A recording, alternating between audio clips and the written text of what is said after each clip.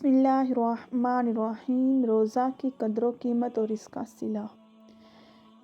حضرت ابو ہریرہ رضی اللہ تعالیٰ عنہ سے روایت ہے کہ رسول اللہ صلی اللہ علیہ وآلہ وسلم نے روزہ کی فضیلت اور قدر و قیمت بیان کرتے ہوئے ارشاد فرمایا کہ آدمی کے ہر اچھے عمل کا ثواب 1 گنا سے 7 گنا تک بڑھایا جاتا ہے۔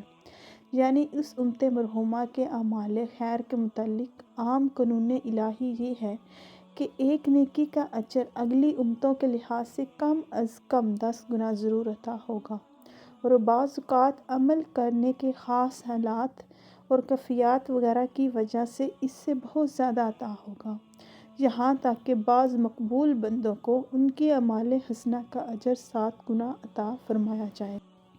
تو رسول اللہ صلی اللہ علیہ وآلہ وسلم نے اللہ تعالیٰ کے اس عام قانون رحمت کا ذکر کرتے ہوئے فرمایا کہ اللہ تعالیٰ کا ارشاد ہے، کل عمل ابن آدم یضاعف الحسنۃ بعشر امثالها الی 700 ضعف۔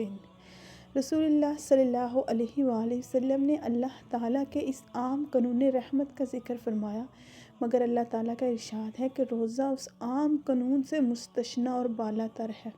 وہ بندہ کی طرف سے خاص میرے لیے ایک تحفہ ہے، اور میں ہی جس طرح چاہوں گا اس کا اجر و ثواب دوں گا۔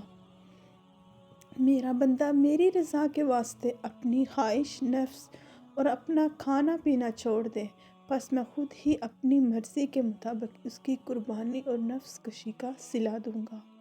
روزے دار کے لیے 2 مسرتیں۔ قال اللہ تعالی فإنہ لی وأنا أجزی بہ یدعو شہوتہ وطعامہ من اجل للصائم فرحتان، فرحۃ عند فطرہ وفرحۃ عند لقاء ربہ والخوف فم الصائم اطیب عند اللہ من الریح المسک والصیام جنۃ۔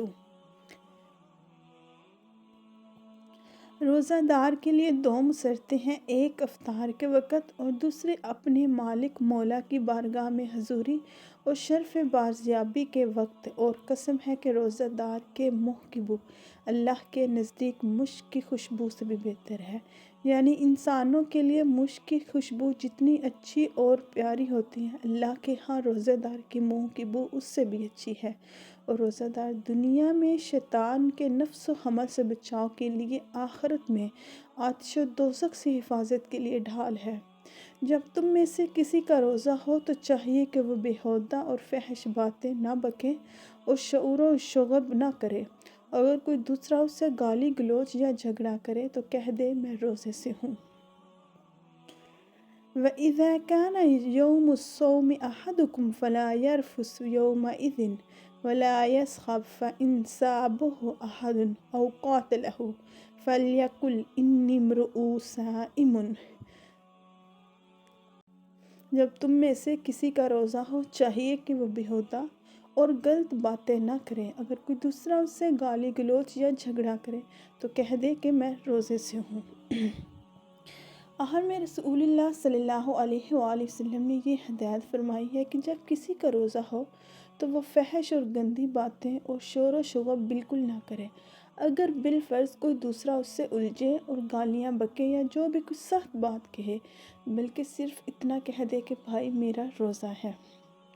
اس حدیث میں اشارہ ہے کہ حدیث میں روزہ کی جو خاص فضیلتیں اور برکتیں بیان کی گئی ہیں، یہ انہی روزوں کی فضیلتیں اور برکتیں بیان کی گئی ہیں جن میں شہوت نفس اور کھانے پینے کے علاوہ گناہوں سے حتیٰ کہ بری اور ناپسندیدہ باتوں سے بھی پرہیز کیا گیا ہے۔ اور ایک اور حدیث میں کہا گیا ہے کہ جو شخص روزہ رکھے لیکن برے کاموں اور غلط باتوں سے پرہیز نہ کرے تو اس کے بھوکے پیاسے رہنے کی اللہ کو کوئی احتیاط نہیں ہے۔